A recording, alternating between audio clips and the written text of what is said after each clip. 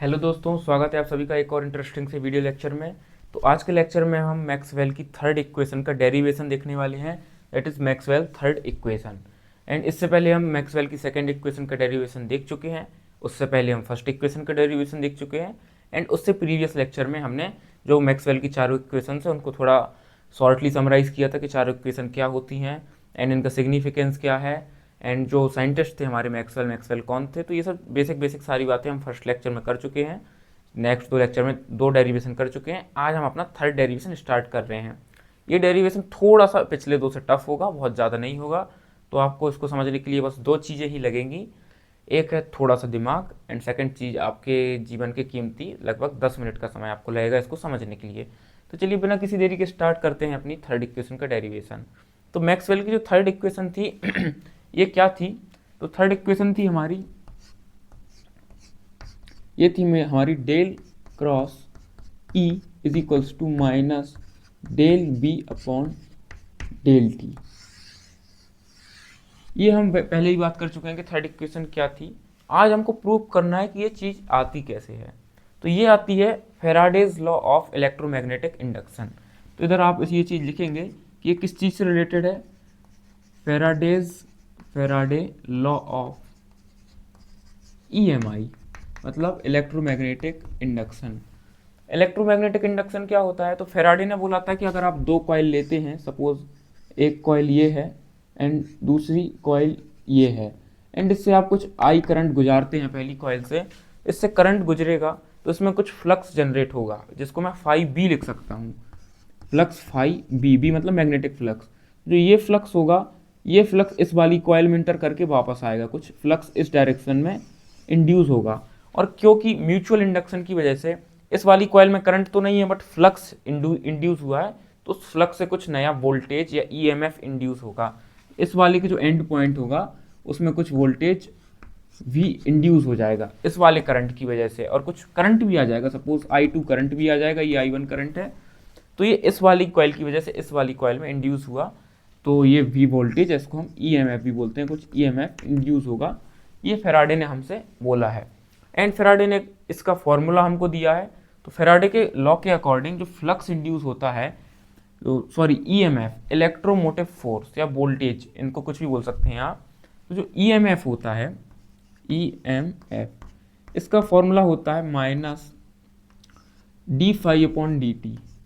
D या आप चाहें तो इसको डेल भी लिख सकते हैं, तो ये होता है del phi upon del T, and D phi upon D T, आप इसको कुछ भी लिख सकते हैं। तो मतलब del phi upon del T का मतलब है कि फ्लक्स समय के साथ कैसे चेंज हो रहा है। जो ये फ्लक्स बनता है ये समय के साथ जो चेंज होता है, मतलब del phi upon del T, यही हमारा होता है EMF। फाई को हम फाई बी लिखते हैं सबस्क्रिप्ट में, बी, बी मतलब होता है मैग्नेटिज्म को दिखाता है बी। ये हो गई एक चीज़। और EMF असल में होता क्या है? वोल्टेज होता है। वोल्टेज मतलब हमारा जो वोल्टेज क्या होता है? Potential difference. तो पोटेंशियल डिफरेंस का हमारा फॉर्मूला या वोल्टेज का फॉर्मूला, V का फॉर्मूला, या फिर EMF का एक और फॉर्मूला होता है इंटीग्रेशन E.dl। तो E.E क्या होती है? हमारी इलेक्ट्रिक फील्ड, और dl है मतलब लाइन इंटीग्रेशन।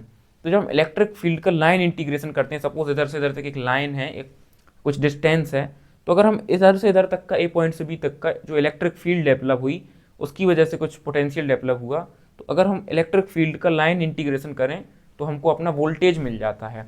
मतलब वोल्टेज EMF का फॉर्मूला क्या भी होता है। तो ये तो हमारी इक्वेशन क्या है? फर्स्ट। एंड ऑल्सो EMF का एक और फॉर्मूला होता है, ये होता है हमारा इंटीग्रेशन E.dl। ये लाइन इंटीग्रेशन L लिखने, हाँ अगर आप चाहें तो लिख भी सकते हैं L। तो ये हो गई हमारी सेकेंड इक्वेशन। इन दो इक्वेशन से मैं एक चीज़ बोल सकता हूँ कि जो हम देख सकते हैं दोनों के ही LHS में EMF है, तो इनके RHS भी बराबर होंगे। तो इधर से मैं लिख सकता हूँ कि ये चीज़ और ये बराबर होगी, मतलब इंटीग्रेशन E.dl जो है हमारा वो del upon del T phi B के बराबर होगा, और ये माइनस साइन है तो इधर माइनस आ जाएगा। इसके बाद हमारे पास एक और फॉर्मूला होता है फ्लक्स का, जो हमारे पास लिखा है फाई बी। तो फ्लक्स क्या होता है? चाहे वो इलेक्ट्रिक फ्लक्स हो या मैग्नेटिक फ्लक्स हो, तो फाई का फॉर्मूला होता है, फाई बी का एक फॉर्मूला ये होता है हमारा integration and B dot D S, ये सरफेस इंटीग्रेशन। तो फ्लक्स होता है हमारा बी डॉट डी एस। अगर यही इलेक्ट्रिक फील्ड की बात होती तो इलेक्ट्रिक फ्लक्स फाई का फॉर्मूला होता ई फॉर एलिफेंट, तो E dot D S. But इधर मैग्नेटिक फ्लक्स है तो ये बी डॉट डी एस होगा। ये एक बेसिक फॉर्मूला है, आपने 11th-12th में पढ़ा होगा, अगर नहीं पढ़ा तो आज आप इसको समझ सकते हैं।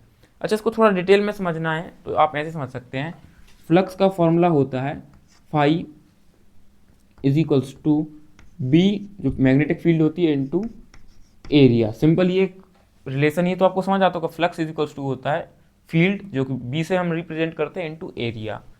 इसी को हमने कैसे रिप्रेजेंट कर दिया, इस बड़े एरिया को हमने किससे रिप्रेजेंट कर दिया, छोटे से एरिया से, ds एरिया से, और इसका इंटीग्रेशन कर दिया।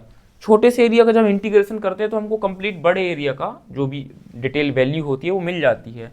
तो वैसे ही हमने इधर ds का इंटीग्रेशन किया तो हमको b इंटू ए की कंप्लीट वैल्यू मिल गई। इधर से हम बोल सकते हैं कि फाई भी होता है हमारा b डॉट डी एस। ये काफ़ी बेसिक चीज़ आपको पता होगी। तो इधर से हम क्या लिख सकते हैं इसको, कि हमारा integration e dot D L है, ये line integration L, D L का मतलब आप इसको एल से रिप्रेजेंट भी कर सकते हैं। इसको एल से नहीं करते, एक्चुअली इसको सी से रिप्रेजेंट करते हैं। सी मतलब होता है कर्व, एक लाइन है या कर्व है। जैसे सपोज लाइन तो सीधी होती है, तो सीधा जरूरी नहीं है, लाइन टेढ़ी मेढ़ी भी हो सकती है, कुछ इस प्रकार से भी हो सकती है। तो ये कर्व है कोई भी, तो इसको सी से रिप्रेजेंट करते हैं, is equals to minus del upon del T, और फाई बी को मैं क्या लिख सकता हूँ, integration surface integration B dot D S. तो इधर से मैं इसको लिख सकता हूँ surface integration B dot D S. ये बात आपको समझ आ गई होगी। अब इसमें आगे कुछ कार्यवाही करना हमारे लिए मुश्किल है, क्यों? क्योंकि बात दो एक से लोगों में हो सकती है। आप समझ रहे हैं, एक टीचर अपने आप को एक स्टूडेंट से कंपेयर नहीं कर सकता है। टीचर का लेवल अलग होता है, स्टूडेंट का लेवल अलग होता है। सिमिलरली इधर सी एक कर्व है, इधर एस, मतलब इधर डी एस एक सरफेस है और डी एल एक लाइन है या एक कर्व है। तो लाइन और सरफेस में आपस में दोस्ती नहीं होती, तो इसकी दोस्ती लेकिन करवाई जा सकती है। टीचर स्टूडेंट रिलेशन भी आप जानते ही होंगे अच्छे से। तो इसकी दोस्ती किसने करवाई हमारी, तो ये कर्ल स्टोक्स थ्योरम या स्टोक्स कर्ल थ्योरम, स्टोक्स नाम के जो साइंटिस्ट थे उनने इसमें हमको रिलेशन दिया। किस चीज़ में, सरफेस और लाइन इंटीग्रेशन में। तो ये आप पहले ही पढ़ चुके होंगे, तो मैं आपको शॉर्टली बता देता हूँ। अगर नहीं पढ़ा तो इस पर एक सेपरेट लेक्चर है, डिस्क्रिप्शन में आपको लिंक मिल जाएगी, आप उसको देख सकते हैं। तो कर्ल स्टोक्स थ्योरम क्या बोलती है, स्टोक्स कर्ल थ्योरम, कुछ भी बोल दीजिए। एक स्टोक्स कर्ल थ्योरम क्या बोलती है कि कोई लाइन इंटीग्रेशन है, सपोज कोई ए डॉट डी एल है, ये इसका सरफेस इंटीग्रेशन है। ए मतलब कुछ भी, A B C D E F G, कोई भी फील्ड है ये, जैसे इधर मैग्नेटिक फील्ड है, ई फॉर इलेक्ट्रिक फील्ड भी हो सकता है, ऐसी और भी कोई फील्ड हो सकती है। अगर मुझे इसको किस चीज़ के टर्म में लिखना है, सरफेस इंटीग्रेशन के टर्म्स में लिखना है, तो मुझे ए का कर्ल लेना पड़ेगा। और किसी चीज़ का कर्ल कैसे लेते हैं, तो उसको हम लिखते हैं डेल क्रॉस ए।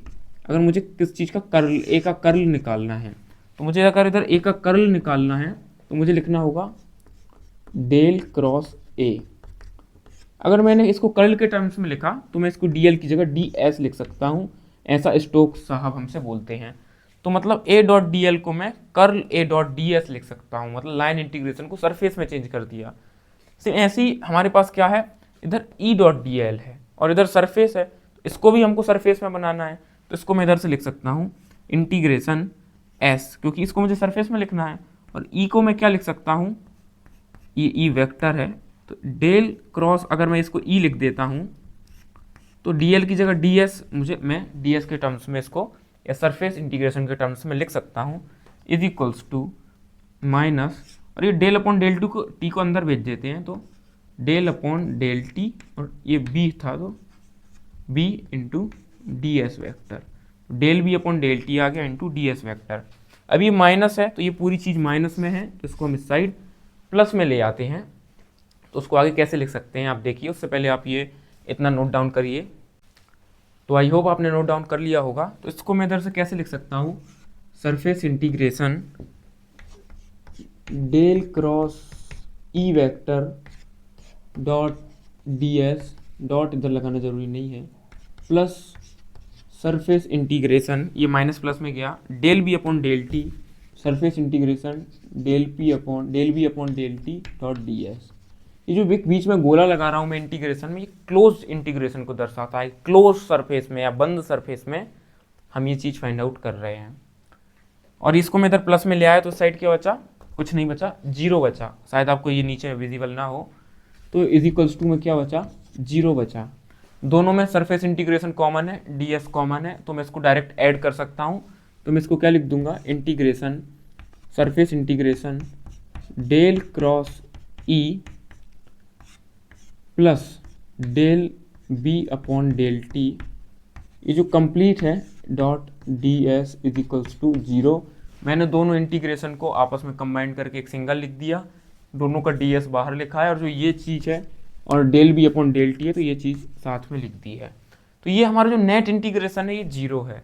ये 0 कब आएगा, जब हमारी अंदर वाली चीज़ क्या होगी, 0 होगी। तो इधर से मैं क्या लिख सकता हूँ कि del cross E plus del B upon del T is equals to 0।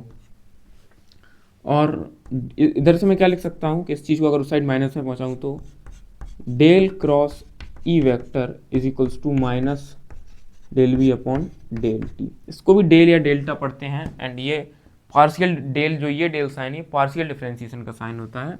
तो डेल बी वेक्टर है, इधर चाहे तो आप लगा लीजिए, इधर वेक्टर है। तो इसी के साथ जो हमारी मैक्सवेल थर्ड इक्वेशन है वो यही होती है, आपको पता होगा, शुरुआत में भी हमने बात की थी। तो ये हमारी बिल्कुल ईजिली प्रूफ हो गई है। बाकी हमने किया कुछ नहीं है, जो हमारी बेसिक EMI के लॉस थे उनको ही घुमा फिरा के उनकी जलेबी बना के और फाइनली लिख दिया है, उसमें कुछ बहुत चेंज नहीं किया है। तो आप अगर देखेंगे तो ये फंडामेंटल छोटी छोटी चीज़ में ही हमने चेंज किया है। तो अगर आपको बेसिक्स क्लियर हैं, गॉस डाइवर्जेंस थ्योरम क्लियर है, स्टोक्स कर्ल थ्योरम क्लियर है, स्टोक्स कर्ल थ्योरम, तो आप इजीली इसका डेरिवेशन कर सकते हैं। एंड मैं होप करता हूँ आपको वीडियो समझ आई होगी। अगर वीडियो अच्छी लगी हो तो वीडियो को लाइक करिए एंड चैनल को सब्सक्राइब करिए। इस वीडियो के बाद जो हमारा थर्ड जो इक्वेशन है ये कंप्लीट हो चुकी है। इसके बाद हम पढ़ने वाले हैं फोर्थ इक्वेशन। तो आपने फर्स्ट सेकंड थर्ड इक्वेशन तो कवर कर ली, और जो फोर्थ इक्वेशन है वो थोड़ी सी कहीं ना कहीं इन सबसे टफ है। उसके लिए थोड़ा कंटिन्यूटी इक्वेशन भी शायद आप पढ़ के रखिए। कंटिन्यूटी इक्वेशन आपने ना पढ़ा हो तो कंटिन्यूटी इक्वेशन पढ़िए, उसका भी थोड़ा उसमें यूज़ है। एंड वो इन सबसे थोड़ी सी लेंथी है, तो उसके लिए आपको अपने जीवन का कीमती लगभग 15-20 मिनट का समय निकालना पड़ेगा, ताकि आप उसको अच्छे से तरीके से मेमोराइज़ कर सकें एंड समझ भी सकें।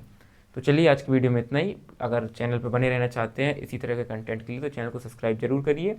मैं मिलता हूँ किसी और इंटरेस्टिंग वीडियो में, तब तक के लिए बाय।